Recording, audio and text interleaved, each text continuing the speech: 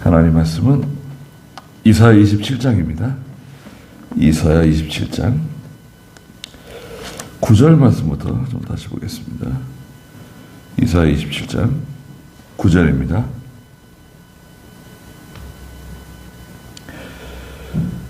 그러므로 이 일로 인하여 야곱의 죄가 사함을 얻으며 그의 죄가 제거된 온전한 결실이 될 것이다. 주께서 제단들의 모든 돌을 산산조각난 석회석 같게 하실 때 아세라 우상이나 분향 제단들을 다시 세우지 못할 것이다.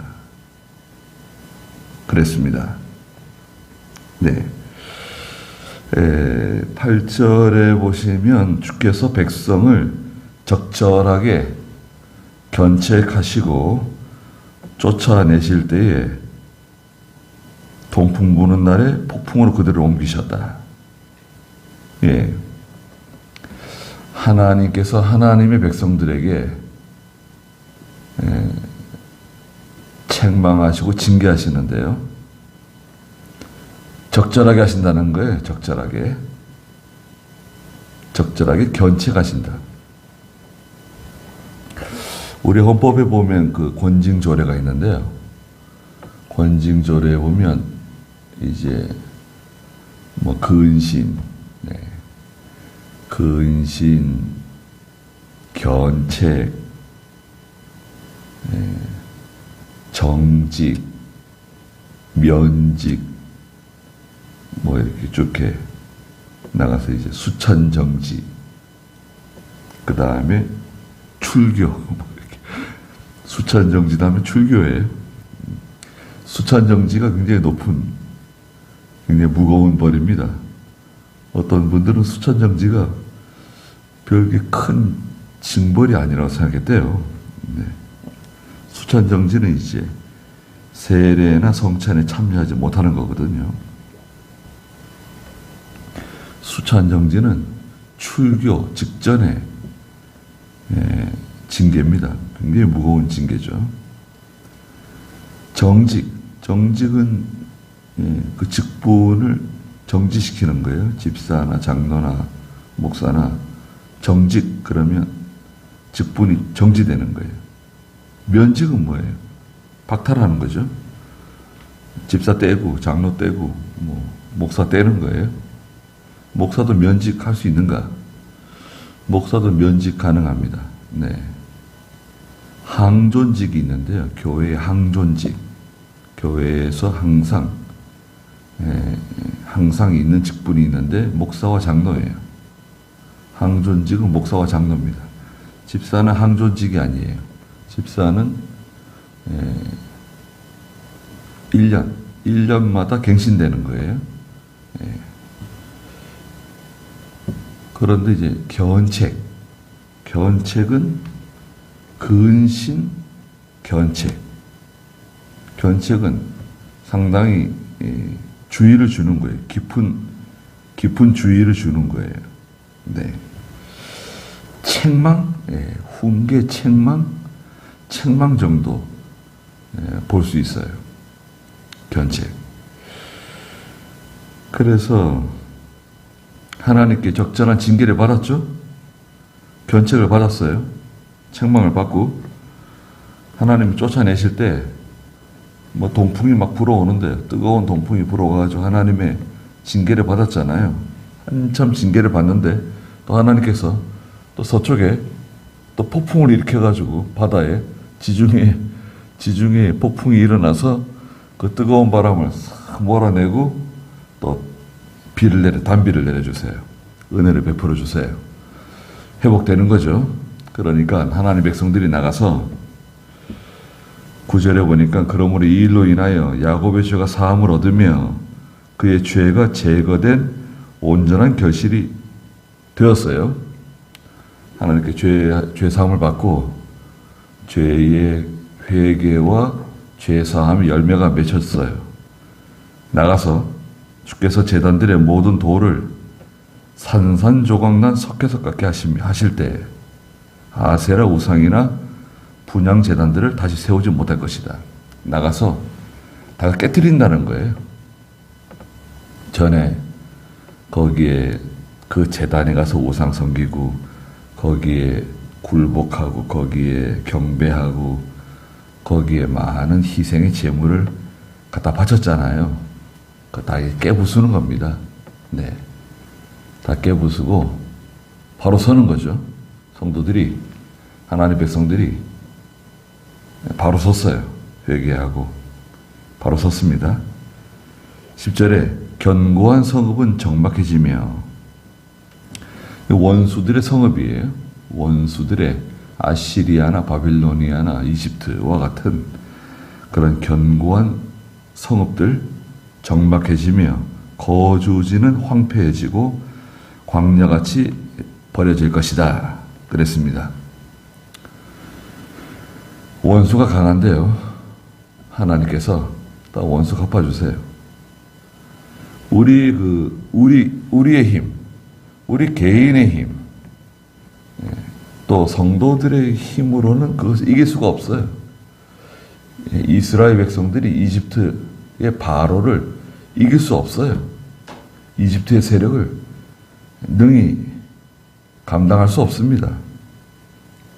그들이 얼마나 박해했어요. 예. 남자아이 낳으면 죽이라 그러고, 남자아이가 태어나면 나이강에 갖다가 버리라 그러고, 예. 또 벽돌 굽는 일 시키고, 고된 일을 시켜가지고, 예. 민족 말살 정책 폈잖아요. 그런 가운데 하나님께서 모세를 세워가지고 이스라엘 백성들 인도하게 만드신 거 아닙니까? 성도는 세상에서 약해요. 교회는 약합니다. 그래서 예수님께서 적은 무리여 무서워 말라고 말씀하시잖아요. 그 성도, 하나님의 교회, 하나님 백성은 적은 무리예요. 세력이 약해요. 세상과 서로 이렇게 맞서가지고 1대1로 붙어가지고 싸워서 이기는 게 아닙니다. 성도는 세상을 싸워서 이기는 게 아니에요. 그러면 세상을 어떻게 이깁니까?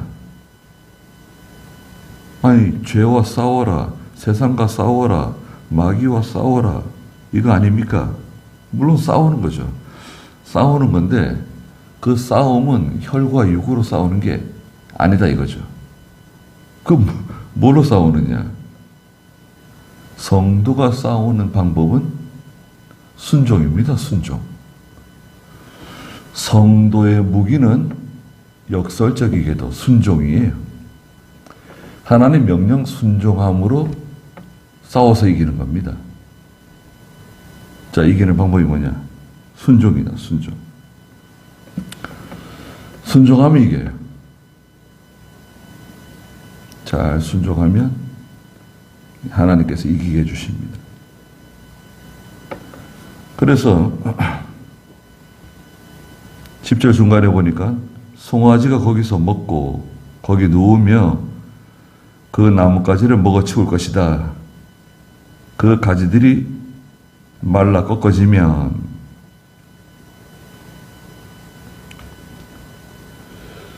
저 송아지와 같은 하나님의 백성들, 송아지는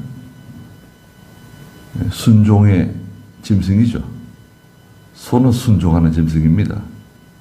잘 참고, 그렇게 힘이 센데도요, 말 잘 듣죠. 소들은 그렇게 힘이 센데도 말 잘 듣습니다. 송아지가 거기서 먹고 거기 누우며, 그러니까 바빌로니아, 아시리아, 이집트 하나님이 다 황폐하게 만드시고 다 무너뜨리시는데 하나님 백성들이 거기에 눕는다는 거예요. 그 나뭇가지를 먹어치울 것이다. 그 세력들 다 이긴다는 거예요. 그런데 11절에 보니까 그 가지들이 말라 꺾어지면,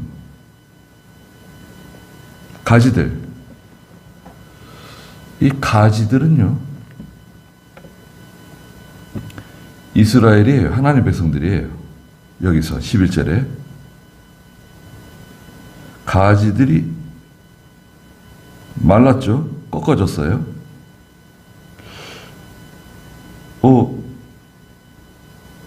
왜 이 가지들이 말라 꺾어졌을까요? 요한복음 15장에 보면 예수님은 포도나무시고 포도원 주인은 하나님이시고 가지들이 그 줄기에서 떨어지면 요한복음 15장 6절 한번 읽어주시겠어요? 누구든지 내 안에 거하지 않으면 그는 가지처럼 밖에 버려져 마르게 되고 사람들이 그것들을 모아 불에 던져 태운다.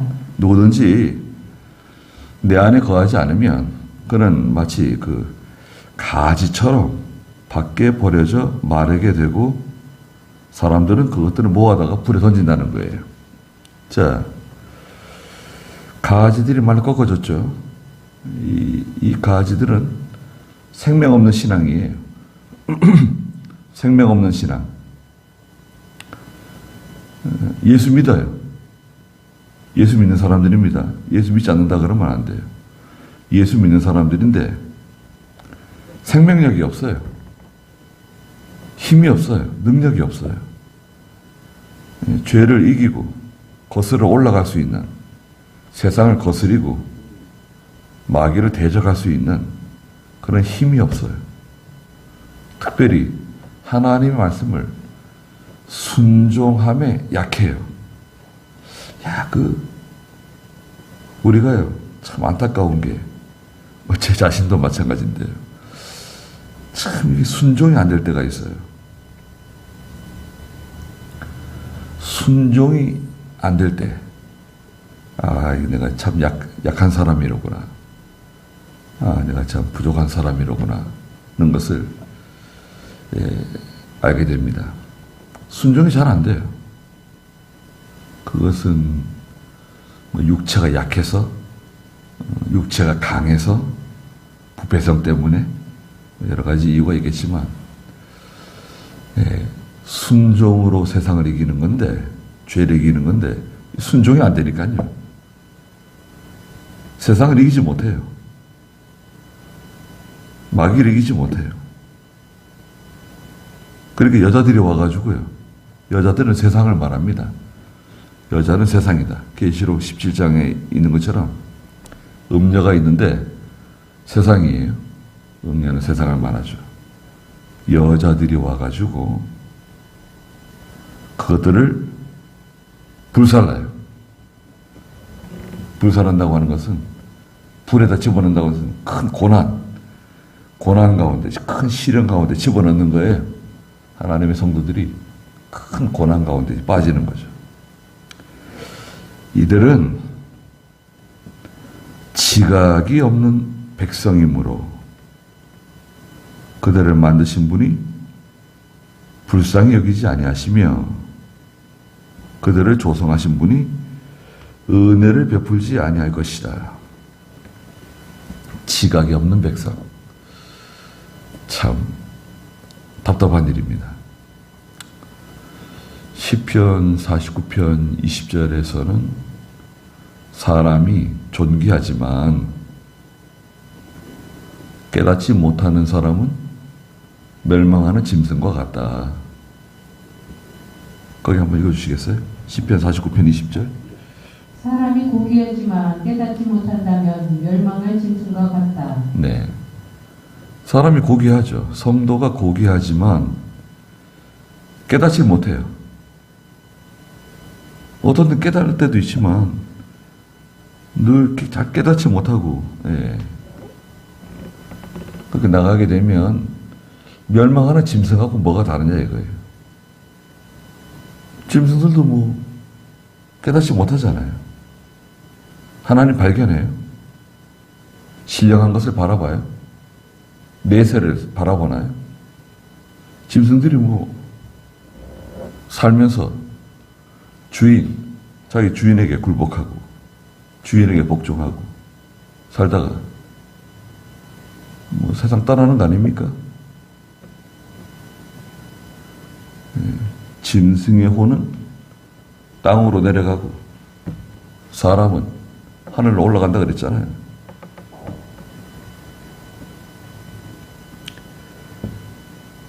깨닫지 못한다. 지각이 없는 백성이므로 그들을 만드신 분이 불쌍히 여기지 아니하시며 그들을 조성하신 분이 은혜를 베풀지 아니하실 것이다. 생명 없는 믿음, 생명 없는 신앙, 하나님께서 심판하신다. 저 아시리아, 바빌로니아, 이집트만 하나님이 징계하는 게 아니다. 내 백성도 생명 없는 믿음으로 나가면 하나님 심판하신다는 거예요. 그들을 만드신 분이 하나님이시죠. 12절에 그 날이 이를 것이다. 그래서 그 날이 이를 것이니 유프라테스의 수로에서 이집트 강에 이르기까지.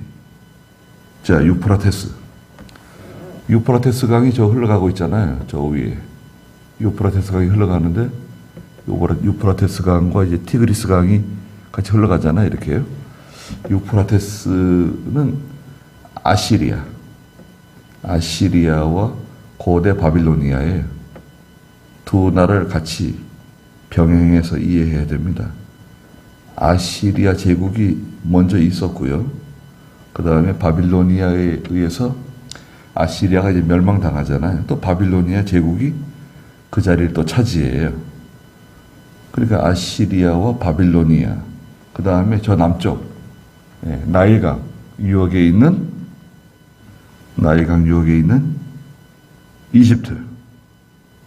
이집트 강에 이르기까지 여호와께서 마치 곡식을 떠는 것 같이 이스라엘 자손 너희를 하나하나 모으실 것이다. 네. 그 날이 이른다. 그 날은 하나님께서 회개하고 바로 선 하나님께로 돌아오는 하나님의 백성들을 하나하나 모으세요. 하나하나가 중요합니다. 아모스 9장 9절에 보면 하나님께서 채질하세요. 채질. 우리가 그 시골에서 채를 가지고 이렇게 채질하잖아요. 곡식을 채질하잖아요. 알곡, 돌멩이, 찌꺼기 다 버리면서 채질할 때 알갱이 하나 떨어지지 않잖아요. 한 알갱이도 잃어버리지 않는다 그랬는데 바른 성경에서는 원문대로 번역을 했어요. 아모스 9장 9절 한번 읽어보시겠어요? 보아라, 내가 명하여 이스라엘 집을 만국 중에서 채질하도록 하되 채로 흔들듯 할 것이니 돌멩이 하나도 땅에 떨어지지 아니할 것이다. 자, 원문에는 돌멩이 하나도 땅에 떨어지지 아니할 것이다 라고 말씀하셨어요. 이렇게 기록되어져 있는데 전에 개역 성경에서는 이걸 의역해 가지고 한 알갱이라도 땅에 떨어지지 않을 것이다 이렇게 의역을 했어요. 어떤 게 맞는 걸까요? 이 바른 성경 해석이 맞죠. 바른 성경의 번역이 맞는 거고 이 말씀을 가지고 말씀을 전할 때는 이 돌멩이 하나도 땅에 떨어지지 아니할 것이다 라고 하시는 이 말씀은 알곡 한 알갱이도 잃어버리지 아니한다는 뜻이다 고 해석하는 거예요.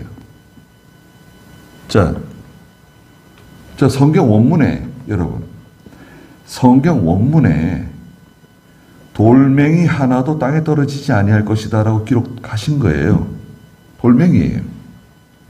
그런데 성경을 번역하는 신학자들이 아예 돌멩이라고 하면 이해하기가 힘들다.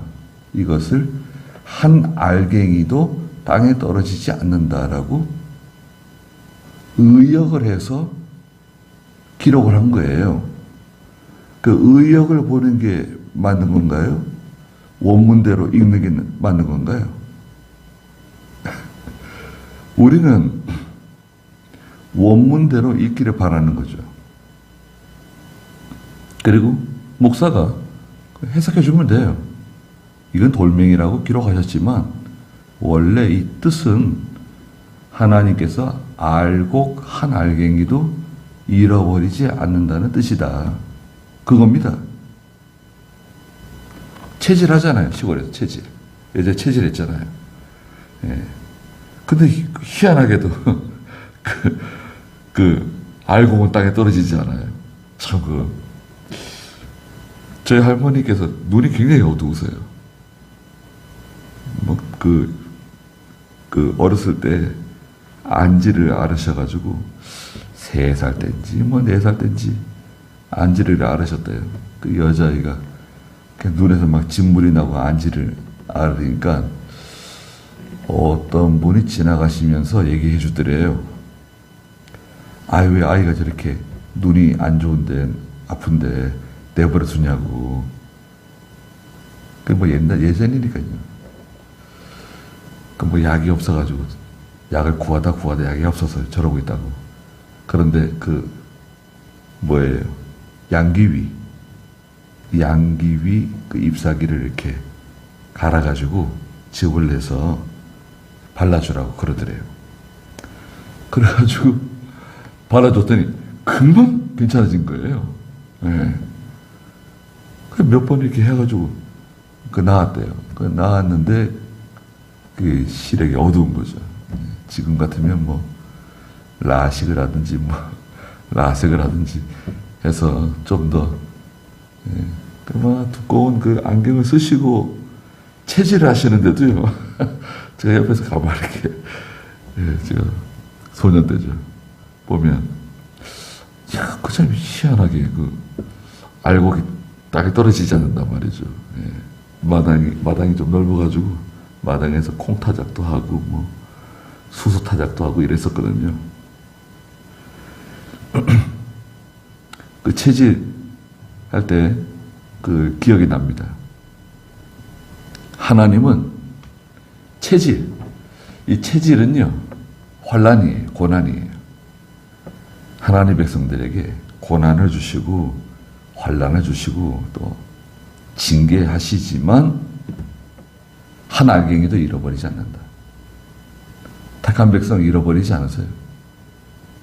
하나님께서 구원하시기를 작정한 하나님 백성은 한 사람도 잃어버리지 않으세요. 끝까지 회개하지 않고 죄를 짓고 나간다. 그럼 데려가시는 거예요. 더 이상 죄 짓지 않게 하시기 위해서 데려가시는 거예요. 그러나 회개하고 바로 서면 뭐예요? 회개하고 바로 서면 다 흩어져 있는데 아시리아, 바빌로니아, 이집트에 흩어져 있는데 다 불러 모으신다는 거예요. 다 가나안 땅으로 다 불러 모으신다는 겁니다. 하나하나 모으실 것이다. 또 하나님께서 신약성경에서는 이름을 각각 불러서 이름을 불러요. 요한복음 10장에서는 목자가 양들의 이름을 각각 부르죠.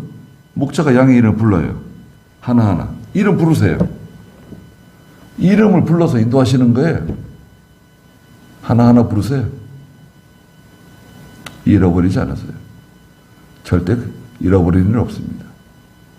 이 구원의 확실성, 구원은 견고해요. 절대 잃어버리지 않습니다. 빼먹는 거 없어요.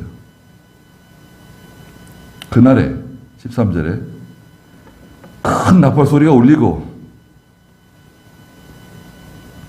아시리아 땅에서 멸망당하는 사람들과 이집트 땅에서 쫓겨간 사람들이 돌아와 예루살렘의 거룩한 산에서 여호와께 경배하게 될 날이 온다.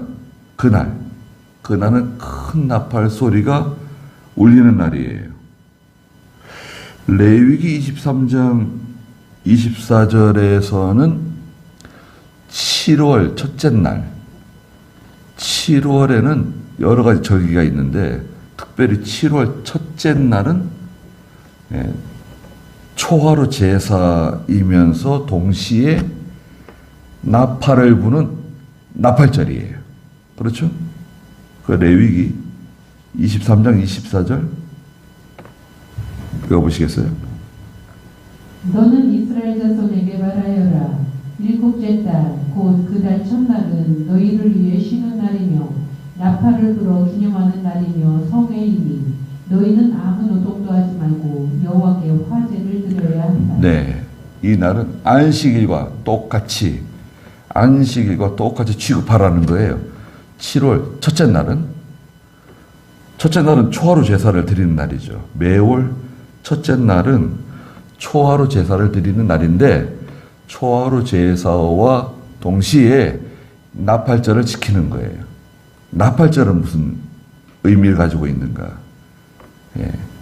신약시대에 특별히 복음을 전하는, 하나님을 전하는, 예수 그리스도를 통한 구원을 전하는 그 기념하는 날이에요.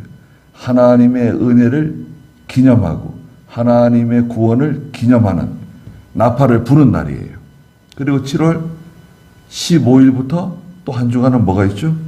이스라엘의 가장 큰 절기인 초막절이 있죠. 예, 수장절이라고도 말하는 초막절이 또 7월 15일부터 또 절기를 지키게 되죠. 그러니까 나팔을 부는 거예요. 복음의 나팔입니다. 하나님의 은혜를 선포하는, 하나님께 찬송드리는 나팔이에요. 그날에 큰 나팔 소리가 울린다. 아시리아 땅에서 멸망당하는 사람들, 이집트 땅으로 쫓겨간 사람들이 다 돌아온다. 예루살렘의 거룩한 산, 시온산에 모여서 여호와께 경배하게 될 것이다. 네. 예루살렘, 거룩한 산. 그 거룩한 산은, 예, 그 산이죠. 성전산. 솔로몬 왕이 세운 그 산, 성전이 있던 그 산에서 하나님 섬긴다는 거예요. 이스라엘의 회복이죠. 네. 회복되는 거예요. 그래서 저희는 항상 우리가 이 순종 잘 못하는 거, 이병규 목사님은 순종을 참 강조하셨습니다. 순종이 생명이라 그랬어요. 신앙생활에 순종이 생명이다. 뭐 아무리 뭐라 그래도 순종하지 않는 사람은 쓸 수 없다는 거예요. 그 사람은 썩은 나무 같다 그랬어요. 썩은 나무. 겉으로는 뭐 멀쩡한데 그 썩은 나무는 목재로도 쓸 수 없고 화목으로도 쓸 수 없고 아무짝에 쓸 수 없다는 거예요. 썩은 나무는 갖다 버린다는 거예요. 믿음은 있으나 순종하지 못하는 성도가 많은 시대를 살아가고 있어요. 예. 그렇습니다. 예. 지금 보세요. 우리 한국교회에 제가 마음 아프게 생각하는 건 뭐냐면 교회가 커지고 뭐 시설이 좋아지고 예배당이 뭐 아름다워지는 건 좋은데 이 스크린 만들었잖아요. 스크린에 자꾸 다는 바람에 스크린 노인들이 많아지니까 뭐 성경을 찾고 찬송가를 찾고 불편하다 해서 해주는 면도 있어요. 교인들을 위해서 해주는 것인데 결국 교인들을 베리는 거예요. 아주. 성경을 가져오지 않아요. 예배당에. 찬송가를 가져오지 않아요. 성경을 못 찾는, 성경을 찾지 못하는, 성경을 읽지 않는 그런 교회로 만들고 있어요. 이거 언젠가는 큰 문제가 될 겁니다. 네. 누구한테 책임이 있을까요? 목사들이 책임져야죠, 목사들이. 예, 목사 장로들이 책임지는 거예요.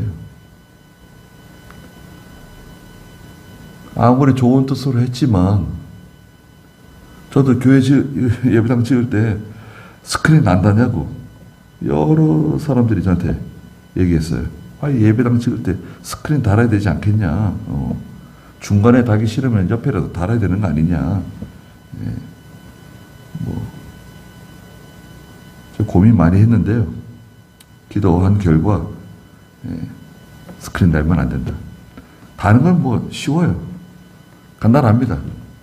그렇지만 돈이 문제가 아니라 달 수 없다. 우리 성도들을 위해서, 우리 교인들을 위해서, 예, 내가 최소한 방파제 역할을 하는 거다. 나중에 누가 뭐 다른 목회자가 와가지고 달지 모르지만 내가 있는 동안 안 된다. 네, 그런 주의입니다. 거기까지 하죠.